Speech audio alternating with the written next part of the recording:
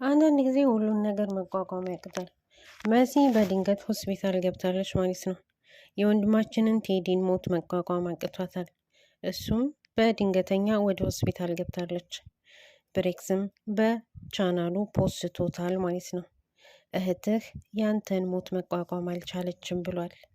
አንዳንድ ጊዜ ያሰባችሁት ቀርቶ ያላሰባችሁት ያ ሰውዬ ከዛ ህመሙ እየዳነ ነው ስትሉ ሌላ ቁስል ይመጣና የነበረበትንም ህመም ያባብስበታል።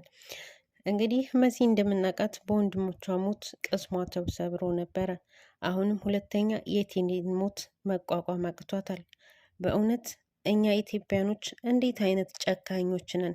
ለምንድን ነው መደጋገፍ ቢቀር መገዳደሉን እንኳ ብንተው እርስ በርሳችን መጠቃቀም እንኳ ባንችል መገዳደሉን ብንተው፣ በተለይ ያለንበትን ቦታ ብናውቅ፣ አገራችን ያለበትን ሁኔታ ሁላችንም እናውቃለንና በሰው ሀገር እንኳ እየሰራን መረዘቃችን አንድ ጥሩ ነገር እያለ እንደሆነ፣ ሁለተኛ መገዳደሉን ምን አመጣው?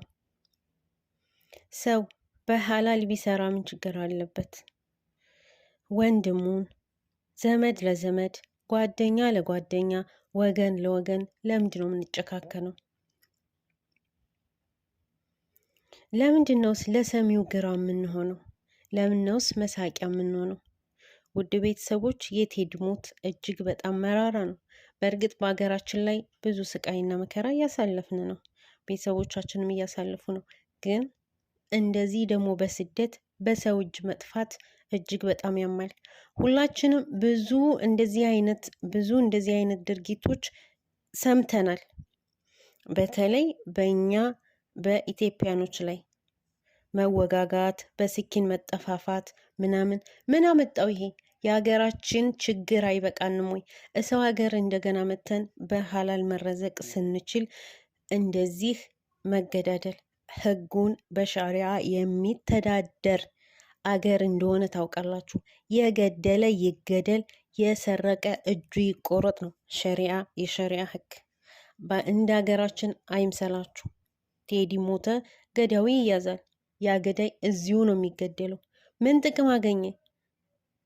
መኖር የሚፈልገውንም ልጅ ገሎ እሱም ይገደላል ማለት ነው። ስለዚህ እመቼ ድረስ ነው እንደዚህ በሰው ሀገርስ የምትገዳደሉት? እረ ነፍስ ወቁ፣ እረ ልብ ግዙ። ምን አይነት ጭካኔ ነው? የሀገራችንን ይዛችሁ እየመጣችሁ የሰው ሀገርም የምታቆሽሹ። መሲ ፈጣሪ ያጽናሽ። በእውነት እጅግ በጣም ነው ያሳዘነችኝ ማለት ነው። እንደዛ ስብርብር ብላ ግሉኮዝ ተተክሎባት ምናምን እንደዛ በቃ ከአንጀቷ ነው የሚስባት ለቅሶ ማለት ነው። ሀዘን እጅግ በጣም ከባድ ነው።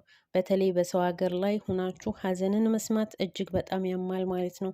ይህንን ሀዘን ያልቀመሰው ቤቱን ያላንኳኳበት ይገኛል ብዬ አልልም። ሁሉም ሀዘን ቀምሷል። ምን ያህል ከባድ እንደሆነ ሁላችሁም ታውቃላችሁና እንግዲህ የቴዲ ወዳጅ ዘመዶች፣ ጓደኞች አላህ ይሰብራችሁ።